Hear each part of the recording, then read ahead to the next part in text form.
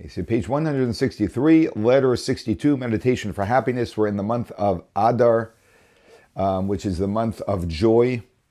And so I thought some letters on happiness would be a very good theme. And on Purim, we're going to see to a gentleman in Holland. It's right. I don't think we did this, right? If we did, you'll let me know. I'm pretty sure this is what we're up to. I am in receipt of your letter on the 2nd of Cheshvan. This is, I always like to say the year. This is from the year 1975. And so I'm in receipt of your letter, the 2nd of Cheshvan, and previous correspondence as well as telegram.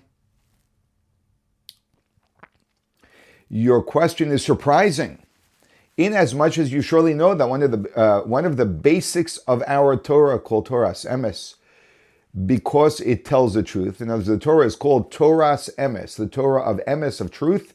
Why is it called Torah's Emes? Because it tells the truth. By the way, this is a very powerful point in knowing that if you want the truth, you look at the Torah, which was written by God, the designer of the world, and the source of everything. So obviously, it is the utmost and absolute source of truth. And that sometimes is difficult because what the Torah tells us doesn't seem logical to us. Because sometimes it's not logical. It's true, but it's not logical. So, because there are truths which are much deeper than our logic. So the Rebbe always emphasized that the Torah's Emes, whenever he spoke at Farbrengens, he always used this term, is that everything is by Hashgacha Pratis. The truth is that everything is by divine providence. Hence, you certainly have your shlichus in this world. So that means that you were put here with a particular shlichus. A shlichus is a mission. That is to say, also, that you have been given the ability and capacity to carry it out. Now, if you're given a mission by God, clearly He endowed you with the resources to be able to fulfill it. Otherwise, of what purpose would it be for Him to give you a mission that you cannot fulfill? For it is logical that God would not give one a task which was impossible to carry out. Now, this you may be familiar with because we had this in other letters, and you may be familiar with because you already know this. Right? This is obvious. However, when does it become not? When does it suddenly lose its simplicity? The moment I find myself in a situation which is very challenging. In that moment, when I'm overwhelmed, then I don't see this as something that I can fulfill necessarily, and I say, "Gosh, this is crazy. I can't do this." So the Rebbe is the outside voice for this person to say, you were given a mission, everything is by divine providence, and if you're in this situation, you have the ability. Furthermore, it is possible and necessary to carry out one's shlichus with joy. Not only can you accomplish this, you can approach it with joy. As it is written, serve God with joy. This is from Psalms chapter 100, which we say in our prayers every day, Ivdu es Hashem b'simcha. And also for this is the necessary, the necessary capacity has been given. Also for being joyful while you're doing it, God has given you the capacity to be joyful. One of the ways to stimulate such joys, now the Rebbe gives him some assistance, a tool. Okay, but it's so overwhelming. How can I be in a state of joy? The Rebbe says, I'll give you a way of stimulating joy, and that is to reflect. First of all, that God has chosen the Jewish people, and you in particular, to carry out a shlichus for Him. God chose the Jewish people in general to carry out a unique mission, and He chose you for a specific mission. Imagine if a human king would come from his city. Maybe we did do this last week. Anyone remember? Anyone? I don't know. Okay, I think we did. But I think I'm bringing new energy to it now. But imagine if a human king would come from his city and residence to visit your home and entrust you with a special task. How welcome this would be. How much more so in regard to the King of Kings. Our sages state that it is a pleasure, so to speak, for God, that He has given a commandment and His will has been done. And God gets tremendous pleasure for when we fulfill what God asks us to do. I know when I ask my kids to do something and they do it, I feel good about it. Not only because they got something done that I needed to get done, but it's nice when the relationship is such that you can ask them and they do it. Surely it is most gratifying to be able to please God, especially also that God promises a generous reward both in this world and in the world to come. Carrying the illustration a little further, one should consider that in the case of a human king, one can never be certain that the task that he gives is all for the good, or that it can be carried out fully, or that he can fully keep his promise of reward. All this, of course, does not apply in the case of a mitzvah. Anything that God promises is absolute. There's nothing that holds God back. It is also clear that when a person goes about his tasks with joy and confidence, he's likely to have greater hatzlacha. When we're in a state of joy, we are exuberant, we are open, we're expansive. Things are possible in our belief. And therefore we have much greater success. And also more likely to overcome any discouragement. When we're in a joyous state, people who say, discouraging words, they don't impact us as much. To overcome any discouragement or difficulty that might rise. If you reflect on the above in some depth, you will surely find a great deal of strength and encouragement, and you will see how easy it is to carry out without any doubts in this regard. Your pidyon, that's the pan, the special letter given to a Rebbe, will be read at the holy resting place of my father-in-law of saintly memory, hoping to hear good news from you in all the above. Great letter. I think we may, let me see, anyone remember if we did the next letter?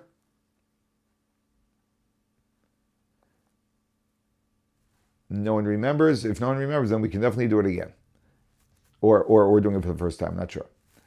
Somehow I remember England, New Jersey, but I pre-read these letters, so I don't remember when I remembered it from. Okay, let's do it.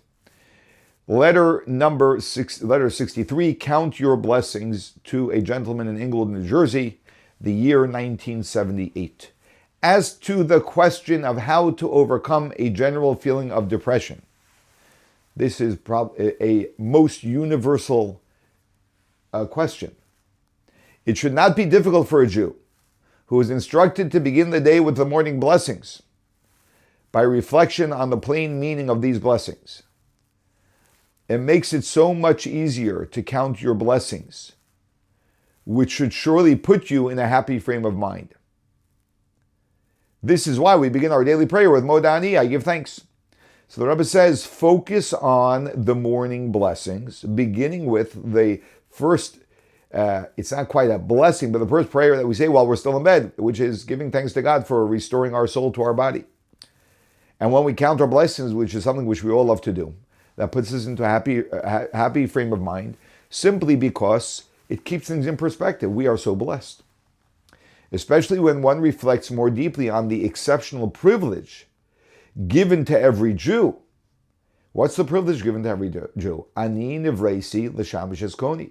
That I was created to serve my master, my creator, actually. As explained by the well-known parable of a great and majestic king who goes out and chooses a very ordinary and humble person to be his personal attendant. And even though both the king and the servant are human beings, and the difference between them is only in degree, they're both humans. So, how varied can two human beings be? Okay, one can be highly intelligent and one can be very simple.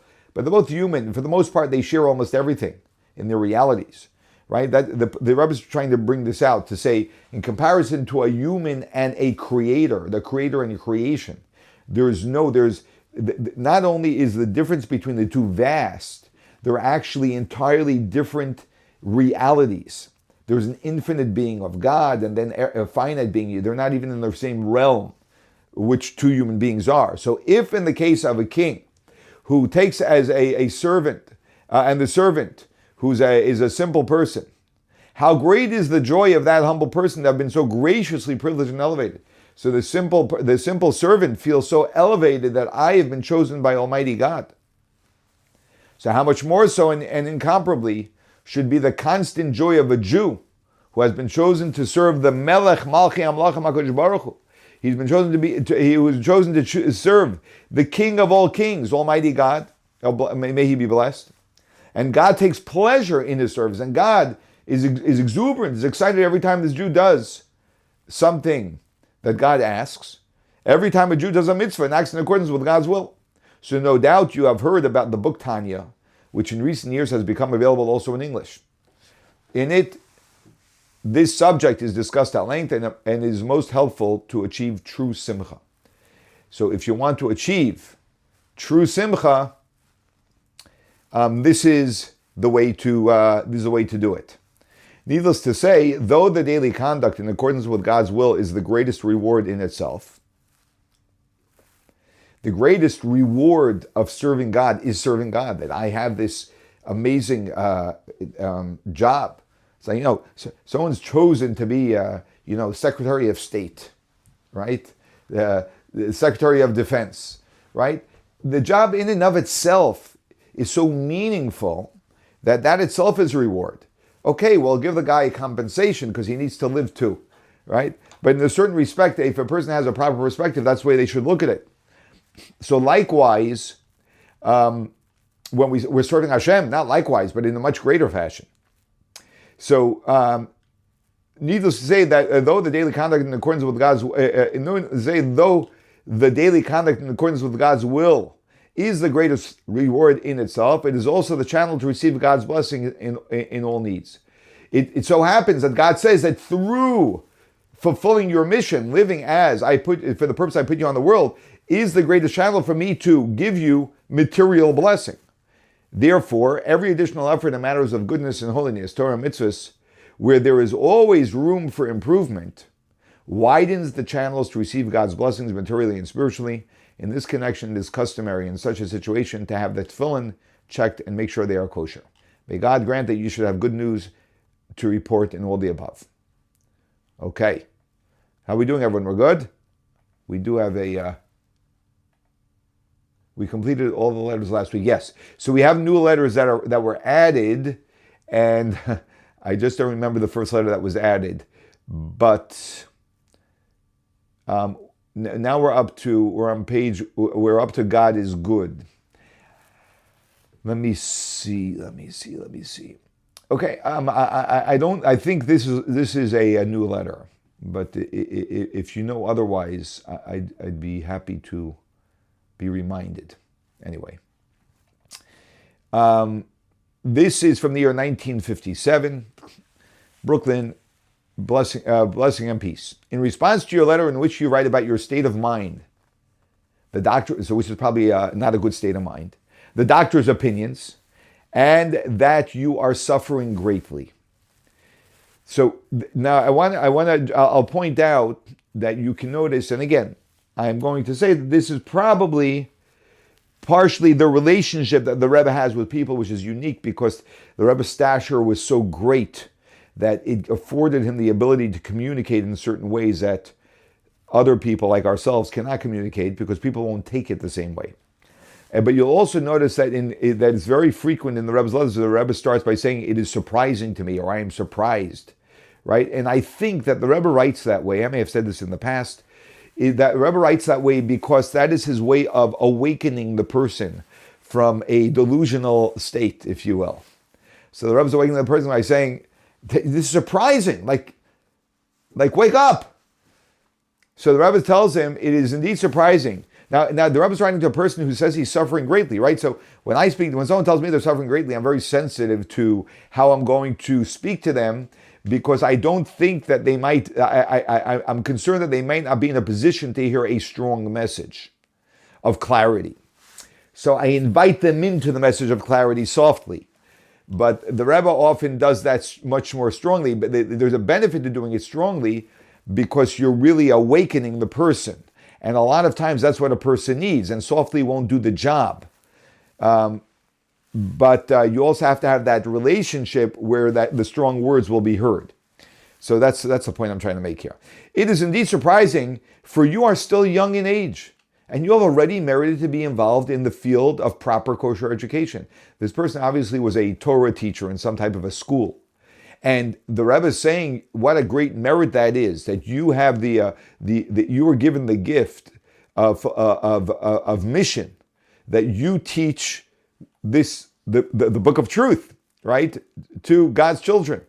That is to draw the hearts of the children of Israel closer to our Father in heaven. From this it is understood and obvious that if even a human being recognizes gratitude and wishes to do everything in his power for the benefit of one who draws his children's hearts closer to him,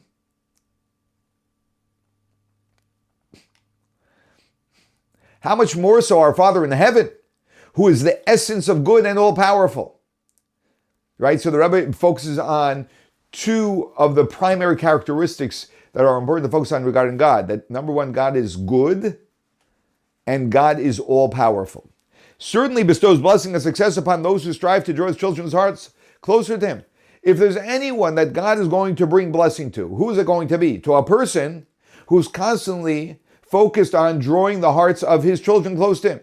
So the father is going to say, I want to help this person. So the Rebbe is telling him, you have everything to be optimistic about. And if God is with me, oh, we did this last week too, by the way, I remember this. But I see, if I can't remember it, and maybe you're not remembering, the review is fantastic. And if God is with me, then it is obvious that I shall not fear. What can man do to me? As our Torah, the Torah of life, teaches. Well, maybe not actually. I remember this from a different letter where the person says, Hashem li lo ira, God is with me and I shall not fear. It is understood that every person undergoes changes, including changes in their mood. However, it is obvious that one should not magnify or exaggerate this. It's true, and this is a very big thing that I like to emphasize also, which I probably got from the Rebbe, that we have moods and they fluctuate. So you're in a bad mood, go to sleep. Get a good night's sleep. That's okay, we all get into bad moods. You'll wake up in the morning, you'll be in a different mood, it'll be all good. A lot of times that's the whole resolution. Just get a good night's sleep, break up that mood. Enjoy a good pint of ice cream. That's the one time ice cream is very elevated. If that's going to get you out of a bad mood, man, dig in. So, an unpleasant state of mind is merely something transient. In order for it to pass more quickly, it is helpful to reflect on the above. Now, if you want, the Rebbe says, how can you help expedite changing your mood? Reflect on the above, even for a short while. That God is surely going to bless you because you spend your time bringing his children close to him. And God is good, right? God is the source of all good, and God is all powerful, so God can do anything. So surely he's going to do this for you, especially when you remember one of the foundations of our faith, explained so beautifully in the Hasidic teaching, the concept of divine providence in its literal sense. That the creator of the world watches over each and every individual in all their matters, in every detail and subdetail. I hope that after the education you have received, even these few lines, though brief in quantity, will suffice to set you firmly upon the truth. That we find ourselves in a world about which the Creator declared, and God saw that it was good. Right? Which God says after he creates the world. As our teacher, or as he's creating the world actually. As our great teacher Rambam elaborates at length in his works on these matters, a person should not seek numerous calculations that obscure reality and distort the truth. The essential point from all the above is that you should cease dwelling on your state of mind. Stop focusing on your state of mind and your faith in the Creator of the world who watches over each and every one will bring vitality, energy, and joy into all your affairs. And just focus on your faith in Hashem. You're in a good mood, you're in a bad mood, whatever. It's just, I like to say, it's your body. Your body is very, your body is fickle. It's very temperamental. It's so self-absorbed that so many things affect it. It's your body. So your body feels a certain way, but you, as your spirit, right, which we have to separate from our body, you're just solid in the faith with God, knows that God's going to take care of everything, who watches over each and every one, will bring vitality, energy, and joy into all your affairs. You will live a simple life, free of entangled thoughts, and you will be happy in the path of Torah and mitzvahs, awaiting good news and all the above. Okay. How are we doing, everyone? We're good? Okay. Let's go to the next letter. Okay, this we definitely is new. This is a Purim message sent to academic youth groups. The key to Jewish survival. This is great because it's before Purim, which is why I picked this letter. The story of Purim, as related in the book of Esther, gives us a clear analysis of the Jewish problem. quote unquote. Being dispersed over 127 provinces and lands as we were during the story of Esther, Purim, which is, by the way, this is fascinating, Persia, Iran. That's where Mordechai lived. Mordechai and Esther lived in Iran. It's all playing itself out right now. So being dispersed over 127 provinces and lands. Their own is still in ruins. Our own land, the Jewish people's own land, was in ruins, Israel. The Jews undoubtedly differed from one another in custom, garment, and tongue, according to the place of their dispersal.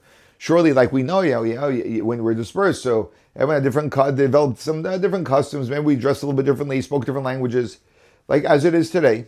Very much in the same way as Jews in different lands differ nowadays.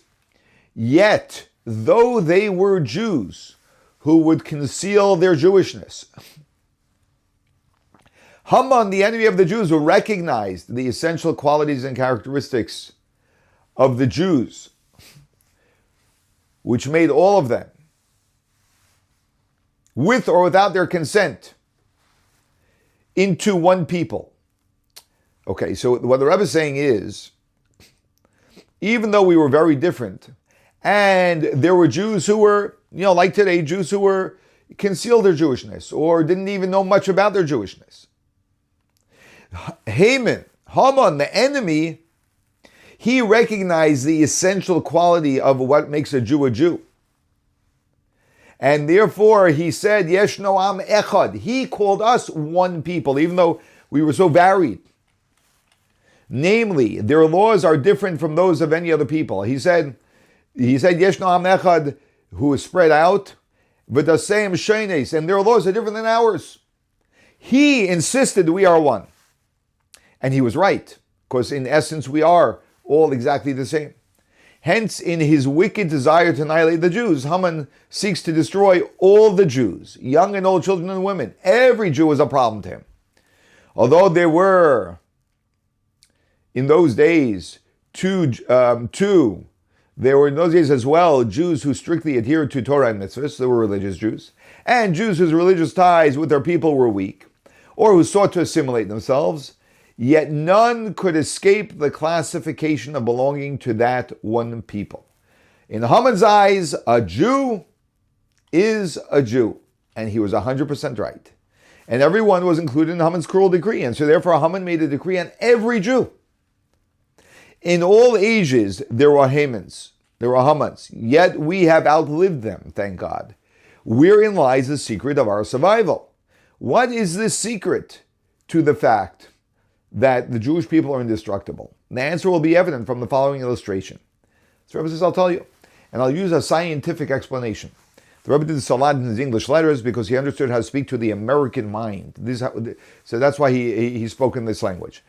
The answer will be evident from the following illustration. When a scientist seeks to ascertain the laws governing a certain phenomenon, he wants to understand what are the laws that govern this reality, or to discover the essential properties of a certain element in nature. He must undertake a series of experiments under the most varied conditions.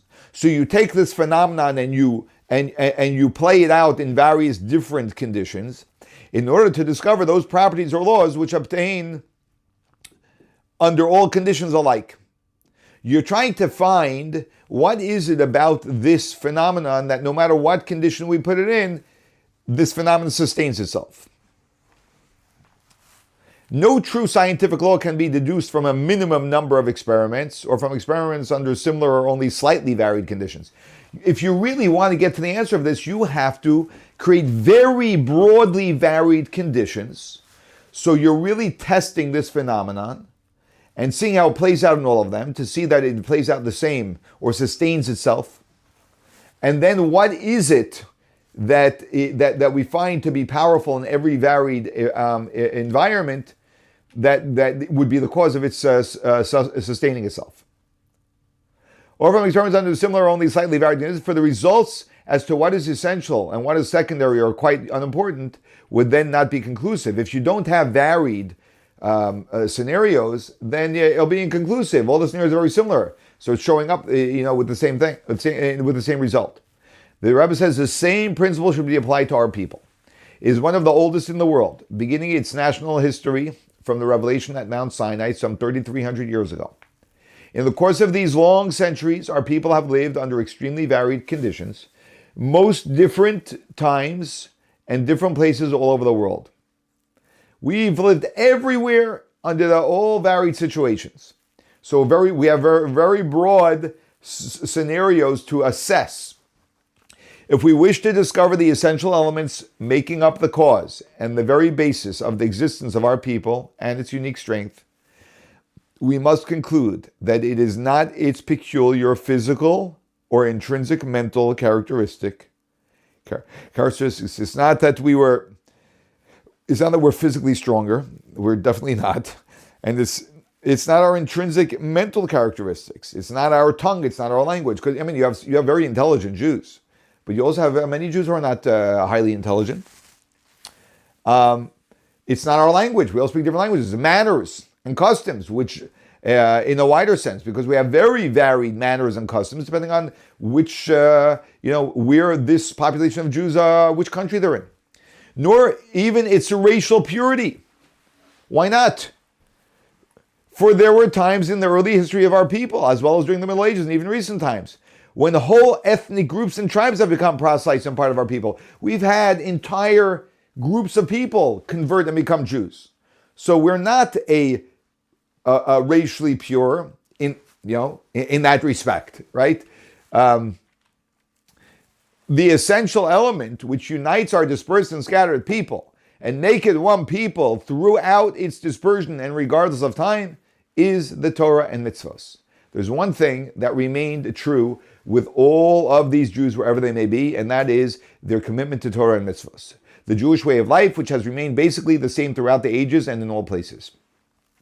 The Rebbe adds in other places, which he may not say over here, is that we also know, this is going to be an important element to bring out, and we are witnessing it, which I'm not going to say explicitly, but I think you'll understand, which we're witnessing right now, as we've witnessed in all periods of history, that any groups of Jews that are not true to Torah and mitzvahs, and I say true to Torah and mitzvahs, I don't even mean that they live according to Torah and mitzvahs, but that they believe in Torah and mitzvahs. We all struggle in our commitment to it, and we do our best with it, but in the belief of Torah and mitzvahs, any group that deviates from their belief in Torah and mitzvahs, it's a matter of time when the Jewishness becomes extinct tragically. That's what assimilation is. And so the Rebbe says the conclusion is clear and beyond doubt. If it is the Torah and mitzvahs which makes our people indestructible on the world, seen in the face of massacres and pogroms aiming at our physical destruction, and in the face of ideological onslaughts of foreign cultures aiming at our spiritual destruction.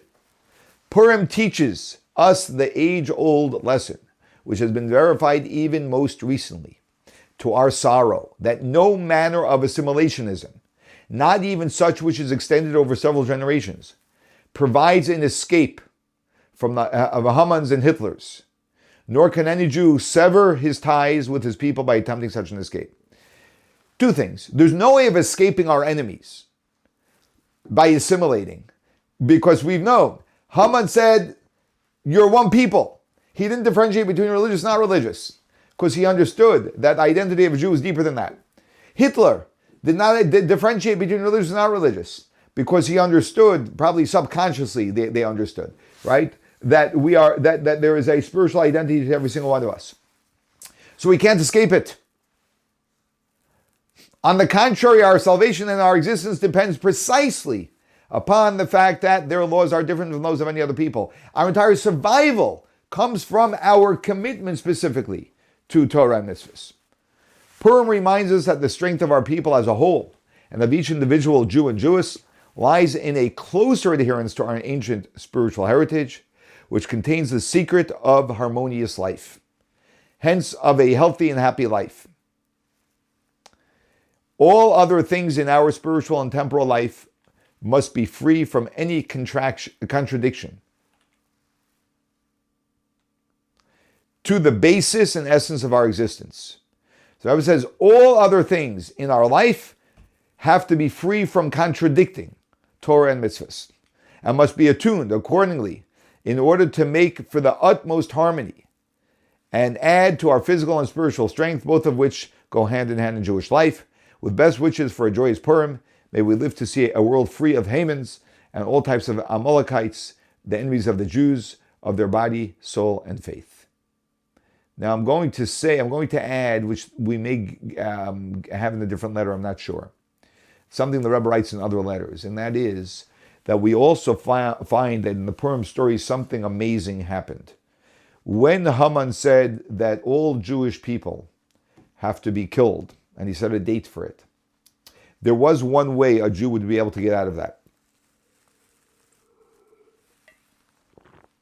And that is they converted out of Judaism.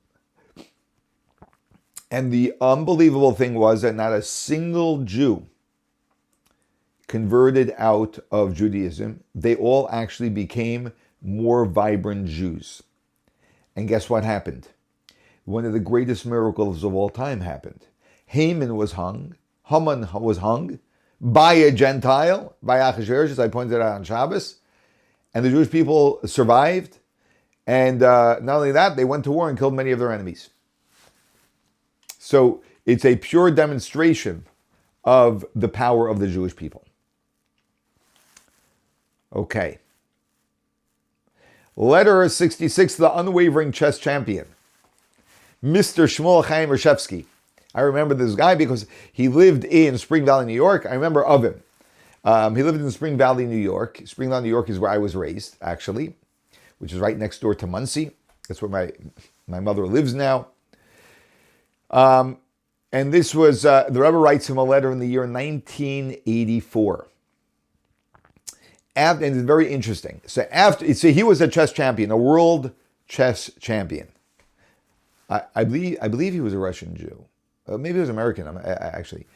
Anyway, after a long interval since I heard from you directly, which is somewhat surprising, I was pleased to have been informed of your recent success in the international tournament as reported in the New York Times of March 18, 1984.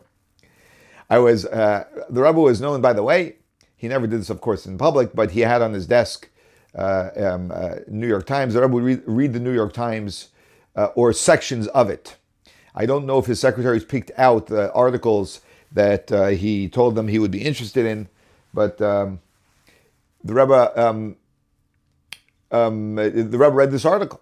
I was doubly gratified because it was good to know that you continue to participate in international tournaments. The Rebbe was very adamant about him participating in these tournaments, and especially that you shared the first prize. In the tournament of, I don't know how you pronounce that, whatever it is. But why was it important to the Rebbe that he was participating in chess tournaments, international chess tournaments? Because it's a sanctification of God's name. He was a religious Jew. Wears a yarmulke and is winning the chess championship. That is a glorification of God's name. Needless to say, the most gratifying point is that you continue to display a Kiddush Hashem Barabim. That means a sanctification of God's name publicly, insisting upon your right not to play on the Holy Shabbos, and that your stance was recognized and accepted. He said, I want to play, I want to compete, but I can't play on Shabbos. And so they moved the tournament. So I was saying that's a great sanctification of God's name, that he publicly says God comes first. What made it even more conspicuous is that there was another Jewish contestant from the USSR who attempted to be a stumbling block in your way, which made the Kiddush Hashem all the more brilliant. Because this guy, Russian guy, tried to get to argue, and the guy contesting your desire not to play on Shabbos made your this achievement even greater, more pronounced. May God grant that for many years to come, you will continue to use your great influence in the cause of Kiddush Hashem, and to do so in good health, with joy and gladness of heart, and in happy circumstances, both materially and spiritually. The above is very much in the spirit of Purim, which we observed just recently, as we read in the Megillah, that although in these days, as nowadays, Jews were spread and scattered among the nations of the world, facing all kinds of difficulties as Jews, nevertheless they clung to their Jewish way of life. As the Megillah says, their laws were different from those of other people. However, because of their determined and proud stance as Jews, to quote the Megillah again, Mordechai the Jew, and the people of Mordechai would not bend their knees nor bow down before anyone or anything that challenged their Jewish commitment. Precisely this is what brought about for the Jews. There was light, gladness, joy, and honor, meaning also honor and admiration for the Jews on the part of their erstwhile enemies. There is surely no need to elaborate to you on the above. I would only like to add in connection with the quotation of Ora v'simcha v'sas and vikar, that the quotation of light, joy, gladness, and honor, the explanation of our sages, that this includes also the inner meaning of these terms, namely light, this is Torah. In light of this, I trust that you surely have regular daily periods of Torah study with additional time on special days like Shabbos and Yom Tov. And although this is a must for its own sake, it also increases light and goodness in the ordinary sense. With the prayerful wishes to you and your wife and all the family, with blessing, the Rebbe's signature. Okay. I thought it was in this letter, but it's in a different letter, which I didn't include. There was a famous Jewish chess champion by the name of Bobby Fischer, which I'm assuming some of you may remember. He was, as we say in Yiddish, gut meshuga. He was unfortunately mentally a little bit deranged, if I'm not mistaken. He was really a very odd person.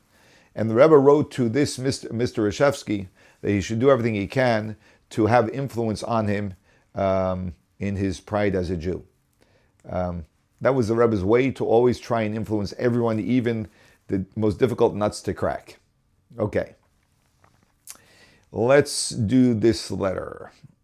Okay, ooh, this is a long one. Let's see if we can get it in. The extraordinary opportunity knocking on your door, 1963. Okay, so this is actually a letter which is a communal letter, a letter that the Rebbe wrote addressing the Jewish people. And this is on the 11th day of Nisan. It's a letter before Pesach. A letter addressing, giving a message for Pesach to the Jewish people. To my brethren everywhere, God bless you. Greeting and blessing. Pesach is the first day of Jewish independence and the first festival of the history of our Jewish people. It is first in rank and significance, for it brought the liberation of our people from enslavement and made it possible for them to live a free and independent life as a nation, governed only by the Torah and its commandments dictated by God alone. So we have become a people through the holiday of Pesach, a free people, and we came under the governance of the Torah. As such, Pesach is especially meaningful for our Jewish people and for every Jew individually at all times and in all places. For this reason, also, every aspect of the festival and every detail attending the historical Yetzias Mitzrayim and every single detail that was related to the historical exodus from Egypt has a special significance in the way of a timeless message and practical instruction for the individual, the community, and our people as a whole. Being that Pesach is so fundamental to our existence, every single detail of it is telling and instructive for us. One of the important details of the Exodus is the haste with which the Exodus took place. When the hour of liberation struck, that was the night when the firstborns died, the Jewish people left Egypt at once, losing not a moment. We left basically the next day at noontime. We left bechipazon is the word, in a haste. Losing not a moment, as our sages have expressed it, not even a harafayin, the batting of an eyelid, not even the blinking of an eyelid. That means in a second we had to go. They add, moreover, that if the Jewish people had tarried and missed that auspicious moment, the opportunity of liberation would have been lost forever. Had we not grabbed that moment, just ran out before it was too late, we would never have been released. This seems incomprehensible, for it was already after the 10 plagues which prompted the Egyptians to virtually expel the Jews from their land. The situation was thus well in the hand. It took over a year's time, basically a 10 months time. Why then, each plague lasted for 10 months. Why then was the haste of the moment so important? How is one to understand the statement of our sages that if that moment had been missed, the whole liberation would have been in jeopardy? Above all, what practical lesson is contained in this detail? So that the Torah meaning, which the word Torah means instruction, makes a point of revealing to us with particular emphasis. What's the Torah trying to convey to us by saying that they had to rush out b'chipazon in a hurry? The explanation is as follows. When the end of the road of exile is reached, and comes the moment of the liberation from the abomination of Egypt, the opportunity must be seized at once. There must be no tarrying even for an instant. Not even to the extent of batting an eyelid. The danger of forfeiting the opportunity lay not in the possibility of the Egyptians changing their mind, but in the possibility that some Jews might change their mind, being loath to leave their habituated way of life in Egypt to go out into the desert to receive the Torah. The Rebbe is saying a very powerful psychological message, and that is the reason why we had to run out in a haste was not because of the Egyptians. The Egyptians were handled because of the 10 plagues. We're not worried about them anymore, right? We can leave Egypt. We're concerned that the Jews are going to lose the moment of inspiration and say, you know what, maybe we shouldn't leave. We always have that doubt. Maybe I shouldn't do this. The risk, right? What are we worried about? Well, we're the habituation. We're used to a certain lifestyle. Now going into a whole new reality, you're running into the desert. Like, what do we do over here? How do we operate? How do we have food? And there's so many questions to be asked, right? So those thoughts in the moment can stop them from running out of Egypt, which they wish they wanted to get out of for so long. This is the reason why people don't make changes very often. The practical lesson for every Jew, man or woman, young or old, is Yetzias Mitzrayim. Exodus from Mitzrayim, which the word Mitzrayim literally means Egypt, but it also means constraints. I'm sorry, just a moment.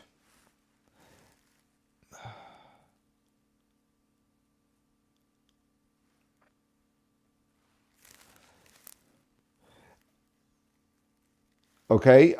Also means the word Mitzrayim, Egypt, also means constraints. That means that the lesson is that to get out of our constraints as it is to be experienced in day-to-day life, is the personal release from subservience to the dictates of the body and the animal in man. The release from passions and habits within, as well as from materialistic environment without. We have to rise above our body and our animal soul and our self-orientation and our passions and our habits and the materialistic environment that's outside of us.